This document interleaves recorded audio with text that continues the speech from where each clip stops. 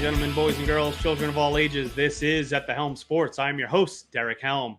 Thank you for joining me for episode 143. Please be sure to follow and subscribe on Apple Podcasts and Spotify.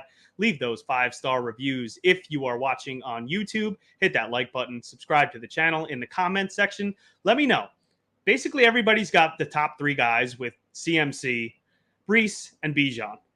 Who is your favorite of the next bunch? So basically the guys that are going end of the first round, maybe early second, depending on your league. Who's your favorite there? Let me know in the comments. But this week, that's it. That's what we're doing. Diving into the running backs. We've done the quarterbacks and tight ends. We've done the wide receivers. I'm sure a lot of you have drafts coming up this weekend, if not next weekend. So we will have all the positions done, ready to go, diving into the running back tiers. And back to join me, we have Mike Carpanini. Mike, how we doing? Boys, how are you now?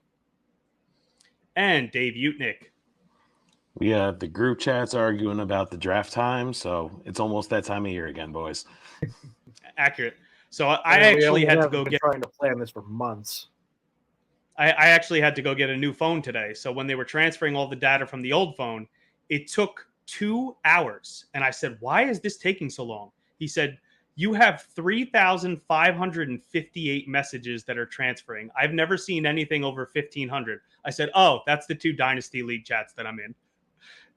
So literally, guys, you guys 3 days? Just cost me two hours of my life. So that was only exciting. 3 days of messages, Derek.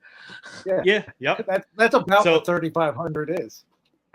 So up front, I am going to say I've been sick all week. I literally couldn't talk before today. So might be spraying some honey down my throat, maybe drinking some tea. And you two might have to carry me a little bit here. But might as well jump into it now before I start losing my voice.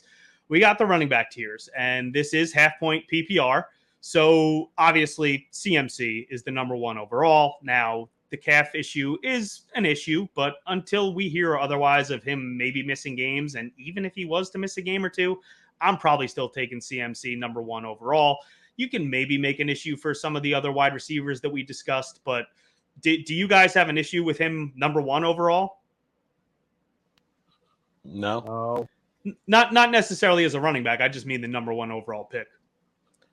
No, there's even as we're talking about some of the wide receivers, I mean, everyone's got question marks next to them. CMC is just, from a usage standpoint, I mean, it's not safe, but, it's rather bold to go elsewhere. Yeah, he is basically 2 guys in one. So I think we're all in agreement there, and pretty much it's consensus across the board. Next, most people have the same tier here, and basically these are the 2 top guys that I would take in the first round, and that is Brees Hall and Bijan Robinson. So Brees last year, I mean, obviously this offense was horrific, but 994 yards, 5 touchdowns. He had 94 targets, 76 receptions. That was a league high. 591 receiving yards and 4 touchdowns, just averaged just under 8 yards per reception. He had a 32% target per route run. Now, that is an elite number for a wide receiver, and sometimes that number can be a little bit skewed because if you're getting targeted and you're only running a couple routes, like similar to Derrick Henry, that number gets bumped up, but he ran 290 routes last year. So that is just ridiculous, the usage that he had last year. He has 2 yards per route run, which is actually a half yard more than CMC. So that's incredibly impressive. The guy is just a big play waiting to happen. And then Bijan Robinson, Arthur Smith being gone, immediately raises his floor. We know the fuckery that guy went through with Cordero Patterson, and Algier should still get some time, but I think this is going to be Bijan's year. 214 attempts last year, 976 yards and 4 touchdowns. He had 85 targets, 58 receptions, so he can add a lot in the receiving game there. And he forced 22 missed tackles, which was second most in the league. So the guy is definitely talented and should see a great workload. So I don't think there's any argument that these two should be in a tier of themselves. But Dave, do you agree? Is there anyone you would add to this, or do you think that they stand alone? They stand alone. I've got no real issue with it. Not really much to argue about up top. Plenty to argue about as we go along. Oh, yeah. There will be plenty of warts and question marks with a lot of these guys. But, Mike, what do you think about these two? I think you're spot on here. I think this is a clear-cut 2 and 3. I don't see how you go elsewhere if you're up at that end of round. So, yeah, no real argument at the top 3 here. Yeah, so the two top tiers are basically pretty evident, but we might as well bring in the beloved segment. We have Waverly Williams back, and Wave is going to give us his favorite running backs and maybe a running back or two to fade. So, Wave, how we doing? What's up, Derek? How you doing, man? Not too bad. How about yourself? Doing good, man. About to get these guys the winners, make that money. Okay. All right. What we got? All right, so we got first, we got our running backs. We got Derek Big Dog Henry. I love Derek Henry this year. He's on a great offense. He got an offensive line upgrade. I think the Titans were one of the worst last year in the league. Now he's on the Ravens. They were like the top one. So like that, I'm expecting more touchdowns for the big dog. People were concerned about his age. He showed no drop-off last year. He hit one of the fastest speeds in the NFL last year. Pretty high broken tackle rate. And he has no competition right now. And his team should be in a positive game strip pretty much all season because the Ravens are going to be one of the best teams in the NFL. He used to have some problems with the Titans where if they were down, they'd take him off the field because he's not the best in third downs. But I'm expecting the Ravens to just roll through pretty much everyone this year, and then maybe getting some shootouts in the game. They don't roll through people. So, love big dog Derrick Henry. All right, I like it. Who else we got? Next one is my guy Jahmyr Gibbs, super explosive running back. He's splitting time with Montgomery, but the coach, some coach speak. The coach said that he wants to get him some more work. He wants to get him specifically some more pass down work, and we know that when you catch the ball, it's worth more than a rush. So running backs from year 1 to 2 see their biggest increase in usage. So I'm expecting a big jump for usage on Gibbs. He split a lot of time last year, but I'm expecting the split to go more in his favor. Lions are a great offense. They got plenty of weapons. And just if Montgomery does miss time this year, like last year when he missed time, Gibbs was one of the best running backs in fantasy. He was like 1 or 2. So if something happens to Gibbs to Montgomery this year, Gibbs could be one of the top. He could be number 1, number 2 running back in fantasy. So I love Jahmyr Gibbs. My next guy is relatively unknown Zamir White. He has a workhorse role this year. When Jacobs was out last year, he got 20 touches a game. Antonio Pierce's coach likes him. I think he wants to play smash mouth football. So I think he's just going to ride the run this year. Zamir White, he's 6 foot, 215. He runs a 4.4 40. He's not the greatest third down catcher, but with a profile like that, getting 20 touches a game potentially, I really, really like Zamir White, and he's going late in drafts. I think about the 10th round. So, and my last back I like is Chase Brown. He took the majority of the first team reps in training camp, and he took all the reps the first preseason game they played. Last year he was clocked as, I believe, the fastest player in the NFL on his long. He had like a 70-yard touchdown catch, so he's very explosive. He can catch the ball, and his competition is Zach Moss, and Zach Moss is pretty much a journeyman. So they actually used draft capital on Chase Brown. He was a 5th-round pick, but Zach Moss, he's a free agent signing. I'm expecting Chase Brown to take 70% of that backfield and not split it. And again, he's attached to a great offense with Joe Burrow, Chase, and all the other Bengals. I really like Chase Brown this year. All right, and any guys you don't like this year? Yeah, I don't. I'm not a big fan of Josh Jacobs. Last year, I wasn't a big fan of him. Had that faded him, it worked out. He could get a lot of work this year, but that rookie Marshawn Lloyd, I know he hurt his hamstring. I don't know how serious it is yet, but if Marshawn Lloyd is healthy, he's explosive. They were talking him up all summer about how they were going to use him catching the ball, running the ball. The coach seemed to really like Lloyd. Very explosive. He's like a 4.45 speed, big back, can catch the ball. So when you have somebody like that, as like he got all the work on the Raiders last year. Like if you have somebody that explosive behind you, you're not going to get all the work. Jacobs has always been a volume guy, so he needs pretty much all the work to be as effective, and I just don't see him getting all the work this year. The other back is Kyron Williams. I know he had a big season last year, but again, he saw 90% of the snaps. Like they just drafted Blake Corum in the third. That guy, he can run, he can catch. So I'm not expecting Kieran to get 90% of the work like he got last year, 90% of the snaps. I'm expecting a big drop. Sean McVay drafted Corum, so I'm not really expecting Kieran Williams to be as effective as he was last year. All right, Wave. I mean, there were some things said there. Now, obviously, last year, Wave went a little bit crazy, on this exact show.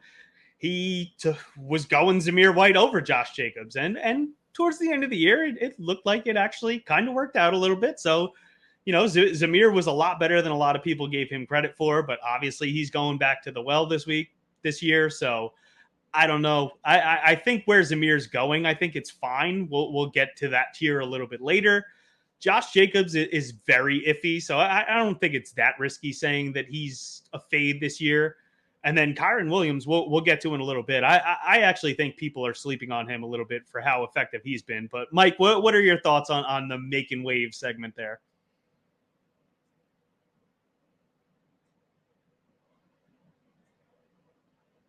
Or not? Ooh. Can I go? I got lots to say. Go ahead, Dave. So can you start putting a disclaimer on the Making Wave segment that all of his facts are based in opinion? Because nothing that was just spewed is actually based in reality. Just want to make a point there for all of our listeners. A lot of places to start. Josh Jacobs got a heavy workload in Oakland because there was nobody explosive behind him, yet we're touting Zamir White. So I'm not exactly sure what we're doing in terms of fact-based anything. Marshawn Lloyd, I really like. He's had an awful camp. He's been injured. They have no faith in him. I don't know really how much he's going to get involved. We're now even talking about the corpse of A.J. Dillon getting work. So, I'm not really happy with the Marshawn Lloyd take. I liked him coming out of college also. The Ravens lost 3 starters in free agency off their offensive line. So although they had a really good offensive line last year, it's not as good this year. Derrick Henry's a year older, has got much more mileage on it. And for that to be one of Wave's flag plants, I mean, we all know Wave well. We're not surprised, but not exactly where I'd be heading with that conversation either. Big fan of Jahmyr Gibbs, not necessarily because of the David Montgomery disappearing, more that their offensive line is still intact and very talented. And Zamir White is big and fast, which is Wave's whole qualification for any good NFL player. I'm not sold on him. I'm not sold on his price. He doesn't catch passes. They've got Dylan Lobb out there who might carve out a third down role. Really risky in terms of what you're looking at for upside on a not very good offense that is not going to score a lot of touchdowns. But nothing that Wave ever really tells us surprises us. We all know him well. He's got some very strong takes. And, if you play back last year's episode, it's probably the same player takes over again. So here we are. Pretty much. But Mike, you ready to give us your opinion now? Yeah, I'm back. We said it about Gibbs. Like, we're all Gibbs fans, but David Montgomery isn't going anywhere. So I think a lot of these conversations are relative to where you're taking them. I'm totally cool getting Gibbs right around where, you have him. I'm sure we'll get to the tiers here soon, but I'm not elevating him because Montgomery is still there. Montgomery will always, well, not always, but, Montgomery is a very quality back. Abe goes off of just what he perceives as talent, and he forgets that workload is a part of fantasy football. To sit here and be down on Kyron, after the workload he had last year, agree, he's probably not going to match that this year, but he's still in for a high workload. Josh Jacobs is another one. Josh Jacobs gets a large workload. So what if you don't think that these backs are, quote unquote good or your prototype back or whatever, they still get touches, and that's a big part of fantasy. Give me volume over skill almost any day of the week in the game that we play. And that's a huge point, especially when we're talking about running backs versus wide receivers. Running backs can thrive on volume. Wide receivers mostly thrive on talent. So here, you can take anybody in a great role, put them behind a good offensive line, and they're going to carve up yardage. So not really surprising across the board from the takes that he has here, but we move along. Yeah, so it might as well jump right into tier 3. And, volume is king at running back, but when you have the talent along with the volume, I definitely think that goes a long way. And Jonathan Taylor should absolutely have that. I have him at the top of tier 3. I also have Kyron Williams there, just what he did last year. Saquon on the Eagles. And I do have Jahmyr Gibbs at the back of this because I do think that the offense is good enough. The offensive line is good enough, and he will have enough touches to finish somewhere in this range. Now, I see some people putting him above Jonathan Taylor, Kyron Williams, Saquon. I don't necessarily agree with that, but I do believe at the end of the year, he will be somewhere close to them as far as fantasy points finish. Now, Jonathan Taylor, only 10 games last year, obviously had the injury prior, but was clearly the number one prior to that. So he is a very talented running back. Still had 744 yards and 7 touchdowns in only 10 games last year. That is quite impressive. He averaged 8.1 yards per reception. He averaged 3.1 yards after the catch. So definitely like that. Now, he forced 17 missed tackles. That was only 3 less than CMC. Obviously, we're using CMC as the measuring stick here, but he did that on 103 less attempts than McCaffrey. So 17 missed tackles in 10 games on 103 less attempts than McCaffrey is pretty impressive. And then Kyron Williams, the volume could come down. The guy has been injured for most of his collegiate and NFL career, so it is kind of sketchy, but I do think that he is absolutely worth taking here. The upside we saw last year is absolutely tremendous. I unfortunately traded him while he was injured and basically traded away a championship last year, and not going to do that again. Everybody is basically down on him, and I think he's going to be incredible again as long as he stays healthy. Now, whether he misses a couple games here or there, maybe you just take Blake Corum later and have a safety blanket there. But I think the upside of Williams is impossible to overlook. 1,100 yards and 12 touchdowns. I mean, he was RB6 in only 12 games, so gotta love that. Also had 32 receptions. He had the 6th most yards after contact, and you could say Corum's going to eat into him, but Corum is a rookie, and McVay has always been basically a workhorse guy. So I do think Corum will have some carries here and there, and maybe a little bit of passing down work, but I think Kyron Williams, if he is healthy, is the guy here. Saquon, obviously the most talented O-line he's ever played with. Maybe Hurts does affect the touchdown upside, but does it affect the touchdown upside any more than the Giants offense did? Probably not. Only 15 attempts last year inside the 10-yard line, so obviously that should increase significantly with the Eagles. And Swift was tackled inside the 2-yard line how many times last year? So if he's getting a lot of carries to get it in, he just couldn't get it in, which resulted in that tush push. So maybe Saquon can actually convert on those, and they're not having to do the tush push as much. But I do like him. And then you cannot underrate how much rushing quarterbacks create rushing lanes for the running back. And Hurts is absolutely going to do that. The two of them in the backfield is going to be a great combination.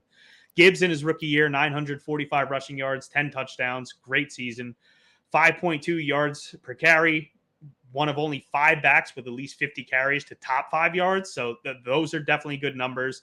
27 broken tackles. That's one less than CMC. As I said, we're using him as the measuring stick. 72 targets, 52 receptions. Both were 8th most in the league. And Montgomery had touchdown opportunities, but Gibbs still had 21 attempts inside the 10-yard line, which was 12th most in the league. So that's my tier 3. I love all these guys. If I'm going wide receiver, if I'm basically on the turn in the background, I'd probably take one of the wide receivers that are left and probably take one of these guys. But Mike, what are you thinking of this tier? I think you're mostly right here. I would probably have it in a different order, but I think the 4 that you have here are probably right. Plus one more. I would have Pacheco in this tier. Again, just a volume play. He solidified that backfield last year. I don't see that changing much this year. Taylor scares me. Like, I don't think he moves down. Like, I think you got him in the right spot, but he scares the shit out of me. Like, for some reason, I just get Todd Gurley kind of ick out of Jonathan Taylor, where he's just never the same after an injury. So I could be wrong. I hope I'm wrong. Like, I got him in one of my dynasty leagues, and I want to be wrong. That really, really scares me. The one I like most here out of this group is Shaquan. Like you said, I think the Eagles help him more than it hurts him. Hurts is going to probably get a couple of touchdowns. Yeah, like the receivers are going to get way more than the Giants receivers ever got. But it's just such a better offense. And, what should be a good offensive line, you never know, because with Kelsey gone out of there, like a center really does solidify a line. So we'll see how that plays out. But I really like Shaq being the best one out of this bunch. That's fair. And I think you can make a case that these guys should move around. But for the most part, I would say that they belong in that tier. And the reason I have Taylor there is, outside of injury, which definitely is a concern, but I mean, the guy was coming off of a major knee injury. So we always see guys coming. I mean, look at Javonte Williams. Obviously, Brees is a freak of nature, but sometimes it takes a year to get back fully. And when he was playing last year, he was still extremely effective. I mean, 1, 2, 3, 4, 5, 6, 9 games out of 13 played where he was running back 22 or better. So he's still extremely efficient when he is playing. So I do like him there. But Dave, what are you thinking here? I like the tiers. Again, we can argue about the order. You've got 2 running backs here who I think have similar concerns in Taylor and Barkley. You've got running quarterbacks that are going to steal their goal line touches, and you've got quarterbacks that don't necessarily dump off to their running backs. So I think you might have a little bit of upside capped, especially to put those 2 guys in this tier. Saquon last year was just a guy that, had really bad injury luck. Now that he's wearing Eagles green, he's injury prone. And I think that's the word I would use for him, is injury prone, because the laundry changed. It is a real concern in terms of the injuries that he has had over his career. Yes, a lot of them have been fluky, but he doesn't play full seasons. Also looking at, how dynamic the rest of that offense is through the air. Is he going to get as much usage as he was getting with the Giants, where he was the focal point of the offense? So definitely have some concerns there. You guys really hit on Kyron in terms of just, where he should be placed there. I don't really have strong leans either way. Talking about players that are missing, Pacheco is one that I would have up here as well. I'm more comfortable with him at cost than some of these other guys.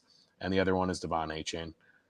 Just from a efficiency standpoint, yes, we were talking about volume, but he is hyper efficient and explosive, and also in a very explosive offense that revolves around himself, Tyreek Hill, Jalen Waddle, and Mostert to an extent, and that's it. So I would have him up here with just high upside potential, because when you are drafting guys in this tier, although you're not drafting someone that's going to be McCaffrey, you at least want to have the upside to finish within that range. And I think Pacheco and A-Chain do have that. Gibbs is my favorite of the group that you have in this tier. That's fair. And I think the reason I stopped the tier with these guys is just the guys that I have in the next tier. Some of them are volume based, Pacheco being one of them, and he is a talented back. I think that these guys are the cream of the crop at the running back position, and they actually have the upside to finish above Brees or Bijan. I could see that happening. Could I see Achane doing that? Absolutely, but we haven't seen it yet. He hasn't even gotten remotely close to the workload. Has already gotten injured 3 times last year, so. That for me, just I'm not willing to take some of these guys you might be taking at the end of the first round. Achane, I have more end of second, maybe early third, and he could absolutely win you your league. That is within the realm of possibilities. He could also play 3 games, and that's all you get out of him. Now, you could say the same thing about these guys possibly getting hurt, Saquon getting hurt, but I just think the offense that they're on, the volume they're going to see, and the talent that they possess, it makes it a little bit of a higher mark for me for these guys. So if we jump into the next one, I have Travis Etienne, Derrick Henry, Isaiah Pacheco, Devon Achane, James Cook. Now, Etienne is not a guy that you're going to take and you're going to pump your fist and be super excited for, but he was the RB3 last year. 3rd most carries, 1,000 yards, 11 touchdowns, 7th most targets and receptions among running backs. We talked about volume. Tank Bigsby is not that guy. He ain't taking anything away from Etienne, and I mean, he's the guy in this offense. It should be a more productive offense with Trevor Lawrence being healthy, and they've gotten some better weapons. So I like Etienne here just strictly from a volume play. Henry, I've seen people put in the higher tier, and I get it. I mean, Gus Edwards had 13 touchdowns last year, most rushes inside the 5-yard line with 19. That's Gus Edwards. Derrick Henry on this offense, he could score 18 touchdowns. But we did see him, Wave said he didn't really take a step back last year, but he kind of did. I mean, he's not going to get the full workload that he saw. Now, there's not a ton of talent behind him, so he's definitely going to get plenty of work. But I think the touchdown upside alone and just the fact of his talent still, he deserves to be in this tier. Isaiah Pacheco, not flashy, but he's turned into a very solid all-around back. Obviously, in the Chiefs' offense, I do think that they rely on him quite a bit, similar to what they did last year. 44 receptions last year in only 14 games, so got to like that too. Similar to Etienne, I worry a little bit about his upside. That is Mahomes' offense, and even though I do believe they're going to be a little bit more balanced as we're getting closer to the season, with the way this wide receiver core looks like it's going to round out, and Rashee Rice being there probably for the full season, I do think that he takes a slight step back on his ceiling potentially. But I absolutely love him here, and I do think that he is a great volume play and does have a little bit of upside. We touched on Achane. I mean, this is basically just risk tolerance. If you got a solid, let's just say you got CMC or your first pick or a solid wide receiver that you're fine with, and you got a steady first round pick, I think on the way back, if you want to take Achane and shoot for the moon, that is a great pick. I just worry if he's my first running back. I don't know if I necessarily want to go there, but the upside is absolutely tremendous. The guy is he's basically a walking video game. So do like him. And then James Cook, I think, is one of the most underrated backs in football. He's not going to score a lot of touchdowns at all, only 2 last year. But even with that, he was still RB11, 1,100 rushing yards, 44 receptions, 446 receiving yards, and 4 touchdowns. Obviously, Josh Allen's going to be the goal line back there, so he's not going to score a lot of touchdowns. But, I mean, he scores 5 touchdowns instead of 2. That's still tremendous. He was still RB11 last year. And in this range, we're talking about volume. From weeks 1 to 10 last year, he was averaging 12 for 61, 2.5 receptions for 22 yards, which was good for 10 points per game. Now, Joe Brady then took over after week 10. He was 16.7 carries for 72 yards, 3.7 receptions, 31, 15 points per game. The workload was not even remotely close to the same. Brady has also talked about that he believes in Jimbo, who he called him. So yeah, that's where they are. They're on a Jimbo name basis. That's how much he loves James Cook. He said he's fine using him as a goal line back. As I said, obviously it's going to be Josh Allen, but a lot of people are saying Davis is going to be the goal line back there. It's not what the coaching staff is saying. And with the amount of volume that he gets and the efficiency that we saw last year, I think he absolutely belongs here with these guys. But Mike, what do you think about this one? Again, I think it's an order. Like, I don't think you're super wrong here. If I'm going to drag one name up like I did last time, I'm dragging Joe Mixon up. He's done it forever, and he's just steady. He's just, he's not going to be RB1 ever, probably not going to be RB5 ever, but he's going to give you the solidity you need, because a lot of these are not going to be your second running back. I'm actually kind of glad you said that, because I think your take on Devonachon is exactly right. If he's your RB2, that's a phenomenal spot to take him. I cannot take him at RB1 right there. I think it's just way, way, way too volatile, just like with, Gibbs, except, I think Gibbs is a better football player. Mostert isn't going anywhere. Mostert is still going to get his touches. You're not wrong. He's a video game. He's a walking touchdown waiting to happen. But, he's not – I just can't take him as my one. I really like Cook. I think that is a phenomenal call on Cook. I think at some point the Bills have to start protecting Allen. Like, he can't be your goal line back forever. So I think there's positive, progression there, while I think that there is regression potentially coming out of Etienne and Henry. So, I think Cook is more primed than anyone else in this tier, other than Pacheco, because I moved him up. Fair enough. Dave? Yeah, I mean, like Mike said, I touched on Pacheco before. He's got no competition. HN, I mean, I'm fine embracing volatility, especially when we're talking about upside. James Cook's a little bit high for me here. I'd rather see someone like Josh Jacobs in this tier. That is, unless we're splitting this tier up. I like Ray Davis. They did draft him this year. He's a big back. He's a 3-down back. I don't think that poses immediate threat to him, but if it takes away some of his usage, plus you add in Josh Allen, although they got to, protect him a little bit, he's still a goal line threat and a rushing touchdown threat every week. So I think his upside's a little bit capped compared to a couple of these other guys you got around him. But I mean, Cook is probably at the top of my next tier with this next group of guys. Joe Mixon, no. Like Mike said, he's been doing it forever, but that's not good for a running back that's been doing it forever. You got mileage on the tires. This is a pass-first offense out there. Yes, Devin Singletary did really nicely in that offense, so you'd think Mixon can do the same. But, I mean, I'm leaning towards Mixon being on the downslope of his career, and those cliffs come quick and fast for older running backs, which is also another prop to HN. I mean, Mostert's 34 years old now?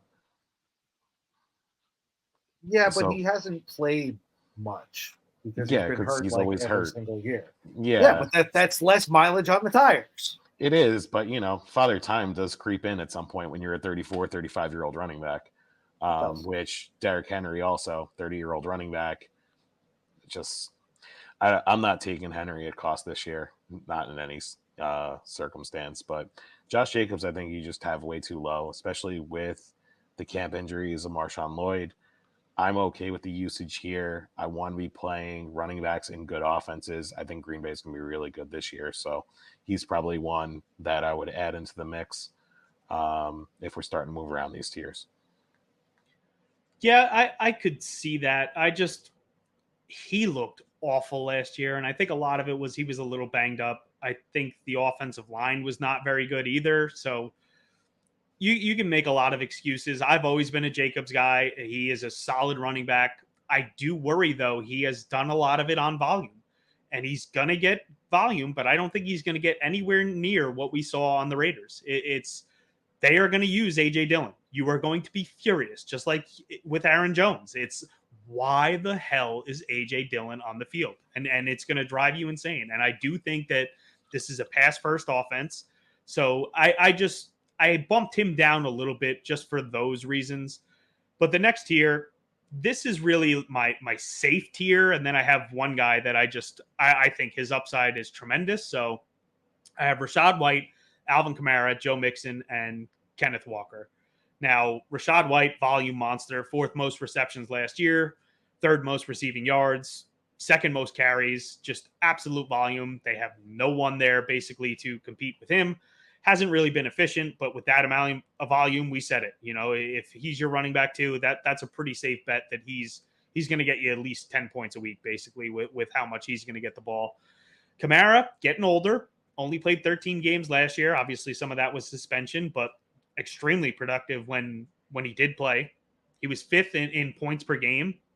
So gotta love that. No pass catcher outside of Olave, so he's still going to get a ton of targets. Led the league in targets last year, or targets per game, 6.6, and also receptions, 5.8. So he led all running backs in those metrics last year.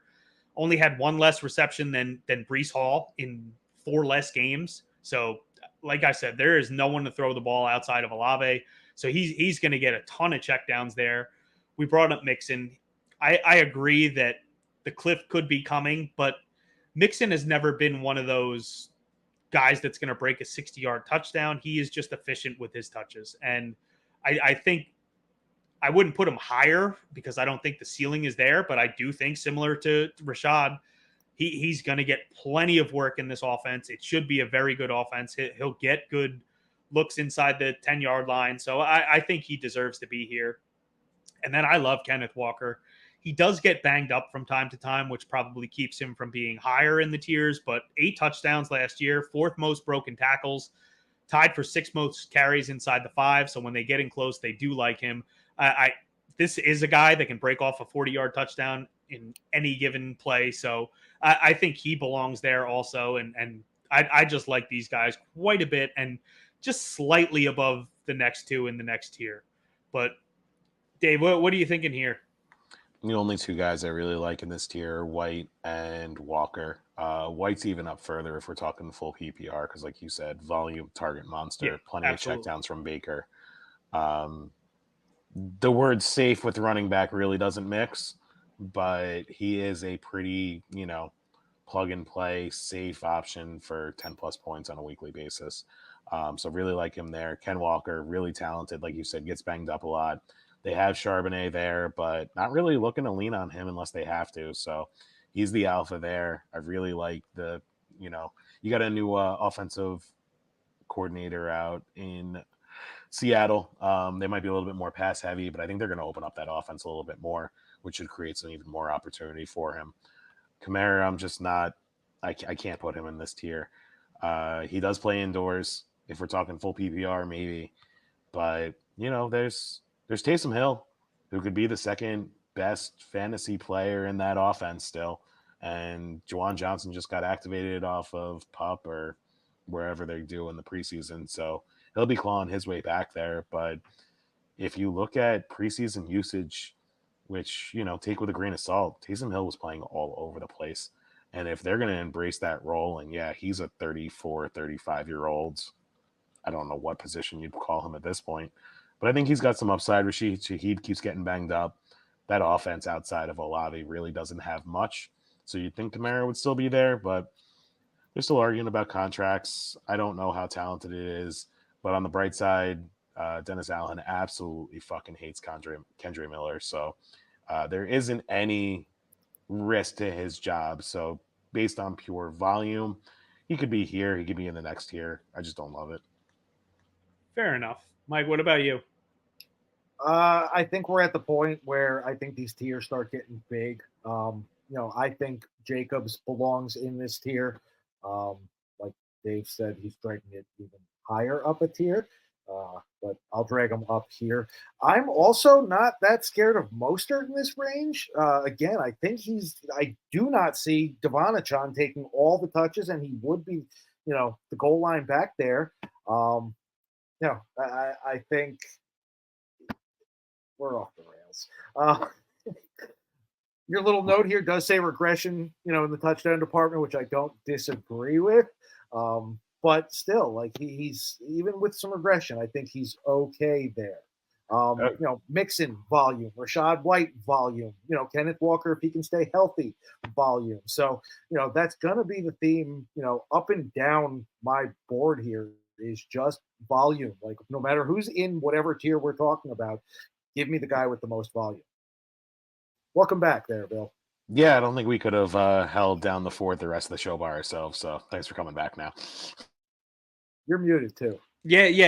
As you guys were talking, I just realized that we're 40 minutes in and I had my air conditioner running the entire time. So if you have been hearing that the whole time, yeah, I'm retarded. So anyways, it's only like 68 degrees outside. You don't need your air conditioner right now. Oh, it gets hot back here. The sun literally the entire half of the day just hits back here. But anyways, I agree. I think you could bump up some of the guys I have in the next tier, but tier 6, Connor, Jacobs, Mostert, and Aaron Jones. Now, Connor's another guy who gets very banged up, but always extremely productive when he does play. Third most broken tackles from week 13 on last year. He was RB1 on a per game basis, 22.6 points per game. So when the guy plays, he is very good. The offense should be better this year. First in yards after contact by a wide margin over that span from week 13 on last year.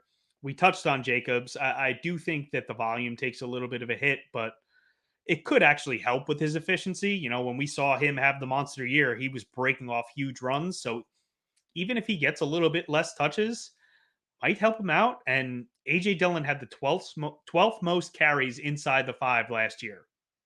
So maybe those go to Jacobs, but the fact that AJ Dillon had that last year, it could be the case again. I mean, hopefully it's not, but that's just one of the reasons why I have him here is just it's a little worrisome. Now, if I end up with Jacobs as my RB2, I'm absolutely thrilled. I'm fine with that. Mostert, definitely going to have regression in the touchdown department, but he is still very, very fast. I mean, even at his age, we saw him be healthy last year for the first time in forever. And this is a well-oiled machine as far as this offense goes. He had the most carries inside the 10-yard line. I don't see that going away. So I think Mostert definitely deserves to be here. And then Aaron Jones, we said AJ Dillon was a pain in the ass constantly. Maybe Ty Chandler gets some work there, but Aaron Jones should have a pretty damn good workload in Minnesota. And he's gotten banged up from time to time. So maybe he can't have the whole workload, but we know he definitely has the talent. So I am definitely willing to take a chance and see if he can hold up with it. What are we thinking here, Dave? I mean, I already took Josh Jacobs and threw him up a tier. I'm taking your entire tier here and bumping him down. I just don't love any of these guys. There's names then coming up here. David Montgomery, Najee Harris. I just like those guys more than anyone that you have here. James Conner's got way too much injury risk. And yeah, I mean, we talked about it with A-Chain before. You got to draft like these guys are going to stay healthy. I mean, if you're going to draft to be afraid of injury, you've got 100% injury rate in the NFL. Guys are going to get hurt. You can't draft to predict injury. You got to just kind of draft your guys on upside. So not really a reason why I hate James Conner. I know you're big on Trey Benson as his backup there. He's a nice explosive back. I don't think necessarily he's going to get a ton of usage this year. They're going to ride. Yeah, Connor that's more of a dynasty play for me. Oh, of course. I think I like Connor quite a bit, and I mean we'll get there. But I think if similar to Kyron, if you can get Connor and then take Benson, you have a solid running back. If Connor were to go down in that offense. Yeah, I mean, when we're talking about redrafts, I mean, guys like A-Chain, you can draft these guys handcuffs, so you still have each of their backups in case. But, Connor, the offense is going to be much better. Connor does have plenty of chance for efficiency. I just don't like the injury history with as high as you're going to take him here. And, I mentioned Najee Harris before. Looks like he lost some weight over the offseason. He looks a little bit more explosive. I had a ton of Jalen Warren in best ball. He goes out there, hamstring injury, soft tissue, never great to see. So I think Harris's upside is good in a pretty terrible offense. And I think the Steelers are going to be pretty bad, but the defense will keep them in the games, which means they're still going to have to ride the running game just to keep those games close. So I do like Harris there. I'm not as concerned like you were talking about with Josh Jacobs. AJ Dillon, I think, will end up playing himself out of the league. And Aaron Jones is just kind of meh. He's there. I don't know when his cliff is coming. You got Sam Darnold running, the Vikings for now, at least as of recording today. So guys like Justin Jefferson will open up the offense for him, but I just don't know how much wear he's got left on the tires. That's fair. And I think you can make a case for Najee moving up, especially now with the Warren injury. It's Arthur Smith. So, I mean, he's going to want to run the ball. So Najee should get a good amount of work there. Problem is, it's Arthur Smith. So is Cordero Patterson getting the goal line carries? That's always a possibility. And I love Montgomery. I just think that he's in a timeshare to the extent that maybe I think the guys above have a little bit safer of a workload and maybe a little bit more of a ceiling. But if Gibbs were to go down, I think Montgomery absolutely skyrockets up there. So that's basically a lot of my tier 7. I have Ramondre, David Montgomery, Najee Harris, Javonte Williams, DeAndre Swift, and Gus Edwards. Ramondre is basically just he's going to be their entire offense, and it's not going to be a good offense, which bumps him down to this tier. But with the volume he's going to get, we say volume is king with running back. I think he's definitely a good play. Gets a lot of passing work. Montgomery we touched on, Harris we touched on. Javonte Williams is, coming out. I love the guy. I thought he was going to be an absolute freak at running back. The injury really devastated him. So maybe it takes a full year for him to get back, but he looks like he's still going to be the guy there. So I do like that. DeAndre Swift is efficient. It's a guy that can pick up yardage in chunks. So I think that should be a good enough offense. And then Gus Edwards, I mean, you have Greg Roman, and we know what Greg Roman has done before with Gus Edwards and J.K. Dobbins. So I think Gus Edwards will get the bulk of the carries there. We can get to Dobbins later, but if he is healthy, he could be a steal. But as of right now, I think Gus Edwards is probably the guy there. But Mike, what are you thinking for this tier? I like Montgomery, like I was saying before. Like I just don't see a world where he doesn't get his touches. Gibbs is gonna start outpacing him soon enough. I don't think that time is now yet, or significantly outpacing him, I should say. I do expect, Gibbs to get 30, but it's not as drastic as people are going to think. I'm going to drag a couple others up in here. Brian Robinson, I think, has a ton of upside. I think I'm just a fan. You guys know I don't base anything off shit. It's just people I'm a fan of. I'm a fan of Brian Robinson. Also, Zach Moss, like I know Abe charged or touted Chase Brown because Zach Moss is a journeyman, but Zach Moss, the journeyman, has been playing well the last couple of years, especially last year. I think I'm totally good kind of bumping him up a little bit there. I'm not touching Stevenson because, I'm not allowed to do that. Gus Edwards is, I think we know what Gus Edwards is at this point. So, I think I like a few of the guys from your next tier higher than what I like in the tier you've got here. It's amazing for a journeyman like Zach Moss. He's only 26 years old and injury plagued throughout his early part of his career. I don't remember how high he was drafted, but I feel like the Bills used some good draft capital on him. He had a lot of hype. I think it was a third, I want to say. That was a while ago, so I don't really remember. But for some reason, I want to say it was a third. Yeah, we'll run with that. But he's check that out too. He's still got a decent contract in free agency. They're not going to just hand 70% of carries to Chase Brown. Absolutely. What are you thinking in this range here? I like Javonte in terms of talent upside when we're looking at ceiling. Maybe he does get back to, his former self a little bit. Might be hampered a little bit by the offense. They did name Bo Nix the starting quarterback. So, they're ready to start for the future, like you were saying about Ramondre. I think Drake May would actually be pretty good for that, for him if he gets named starter sooner rather than later. Really like DeAndre Swift, but kind of want to see how that whole backfield shakes out. There is still a lot of competition there. You have Khalil Herbert. They used draft capital on Roschon Johnson last year. You might end up in a rotational mix where he's not getting that volume. Although I do think he is a very talented back, also with some injury history as well. And your Chargers running back might be a league winner this year. I'm not sure which one it's going to be, but with the amount that Greg Roman wants to pound the rock, you might have a late round flyer that's going to carry you into, borderline RB1 territory based on touchdown upside, things like that. I just don't know who it's going to be or if it's going to be a mix of everybody. Yeah, I'm sure they will work in some guys, but as of now, I think Gus is definitely going to be the goal line back. He maybe isn't even remotely close to as talented as J.K. Dobbins, but we just haven't seen it from Dobbins in a while, and I don't know if he can stay healthy. But tier 8, I do have Zamir White there, Tony Pollard, Devin Singletary, Brian Robinson, Zach Moss, who I can confirm was a third-round pick, number 86, and Jerome Ford and Tajay Spears. I just this range, I think you can get production out of these guys. They're going to be pretty good if you have them as a weekly flex. Maybe sometimes they could be your RB2 and just have up and down weeks. So I don't know. I just don't see a huge ceiling for any of these guys. With Brian Robinson, I do like his talent. Obviously showed a lot in the passing game last year, but with Eckler there, maybe that takes a big step back. Zach Moss, I do think could be good in that offense, should be a productive offense, but he's been hurt quite a bit as well. I think Jerome Ford could definitely be sneaky if Chubb doesn't come back.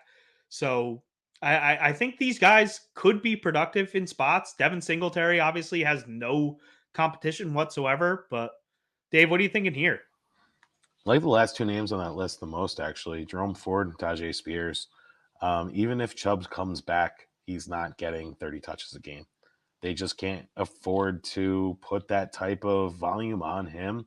He's a 29-year-old running back. He's coming off of another significant knee injury. He had one in Georgia in his college career. So, it's even, he's not they're not going to be asking the squat 1,000 pounds during the game.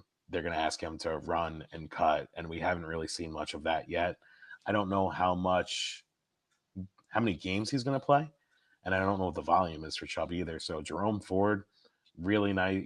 He's going to be a part of that offense. And he might even be the plus side of the timeshare when Chubb comes back. So really like him. And then the Tajay Spears, Tony Pollard. The signing didn't make sense to me for Pollard because it seems like Spears and Pollard are the same type of running back. Yep. So that's the one thing that gives me a little caution with Spears. If Pollard regains any of his form from a couple years back, he might make Spears obsolete. But I think we saw a lot of playmaking ability from Spears last year where he can end up pushing himself out. And if we see the Tony Pollard of last year, Tajay Spears is your RB1 in Tennessee for sure. So I like this range. Like you said, it's starting to get a little thin. Playing with some guys that have some contingent upside based on injury. But, we're starting to get thin here at running back now. Yeah, and like I said, I think these guys have a good enough solid role that you will be able to rely on them. Maybe not every week, but they definitely will have pretty good production overall. After this tier, it falls off a cliff, and you're just throwing darts, hoping for the best. But Mike, what are you thinking in this range? I actually don't want to touch Spears or Pollard. I'm scared off of both of them because of the existence of the other. And if one of them pops, I think I'm just going to have to be okay not being on that boat. I talked about Moss. I already talked about Robinson. I'm actually surprised like Ford is down this far. Like you guys were saying, like he's the only one for the foreseeable future. And even when Chubb gets back, I don't think they could really, ride him hard. So I'm actually surprised he's all the way down here. And then Singletary was productive. He was productive in Houston, and he, that Giants offense might be really, really bad. Like, I like Neighbors. Like we all went through the Neighbors thing during the receiver show, but I'm sorry, Dave. Like, Singletary might be like the only thing you guys got other than. Well, since you froze and you're waiting for my Giants take, if you watched Hard Knocks, they wanted Devin Singletary. He's got the relationship with Daboll. I mean, is he talented? Your guess is as good as mine, but that was definitely a target of theirs to replace Barkley. Obviously, not one for one, but that's a guy that they felt would fit their offense well. And I'll trust, Joe Shane and Brian Daboll until they, get run out of town. But Neighbors will at least open some things up. Now they have a playmaker to stretch the field. So I'm, I don't hate Singletary this year. He played really well in that Texans offense too, and I think he had a really underrated season. So it's not as terrible, but the offensive line will be better than last year. It's still not great, but I think he's got more usage upside than all of these guys around him. I'll say that. And when he's gotten the usage, whether in Buffalo or last year, he's produced. I to answer your question, whether he's talented or not, I don't know if he's a top talent or an elite talent, but he's good enough to play in the NFL and play running back and be productive. We've And seen it every time he's gotten opportunities. So and he knows the I, system, so yeah, that does mean a absolutely. lot. Yeah, and you have a rookie behind him that even if he does push for carries, it probably won't be until later in the season. So I'm fine with Singletary here. Now, as we get further down, Dave, I mean, who are some of the guys you like late? Because we're not going to go through all these guys here, but there's some guys you can absolutely take stabs on, but there's some sketchy stuff down here. So I jumped on Abe's takes on Chase Brown. I do like him in terms of upside. I think he's going to be a really valuable player. If you're getting him around ADP, around any of these guys, it's a great pick. Jonathan Brooks, if you've got IR spots, nice stash for later in the season, but almost like we were talking about with Nick Chubb, coming off the ACL. Again, he's a lot younger than Nick Chubb. This Carolina Panthers team is going to be fucking terrible. What they have no incentive to rush him back or even give him the volume when he is back to be able to do it. Kind of reminds me a lot of Saquon Barkley. I just don't understand the draft pick for in his landing spot. I don't see him have any rush to get in there. We talked about league winners as we started going through J.K. Dobbins and Gus Edwards. I might want to retract that statement. Maybe that lies in Dallas with Zeke and Rico Dowdle. You might have some upside in one of those two guys there. Again, you're flipping a coin. I would say Zeke is washed and Dowdle isn't very talented, but that's why I'm not a scout. So we'll see what happens there. Apparently, Jerry Jones thinks that backfield is good enough for those two guys to carry. And we also were recording before cutdown day. There are going to be running backs that land in good spots across the board here. So maybe there are players that, free themselves up from this tier and end up in a good spot elsewhere. I like what you guys were talking about with Blake Corum. I touched on Ray Davis a little bit. I like Ty Chandler just because I have some concerns with Aaron Jones in general. And when you're looking at contingent upside or handcuffs, I think Charbonnet is an elite handcuff. I think that's kind of the aspect you want to go for this range. Going for elite handcuffs, maybe guys with breakout potential, guys coming off injury or rookies that might take that job later in the year. But when you're getting this late, hopefully you've got some more running backs in already drafted on your team. Yeah, I'd say you did a pretty good job there of most of the late running backs. And to touch on Zeke and Dowdle, Zeke could have some touchdown upside, but I think it's going to be similar to last year where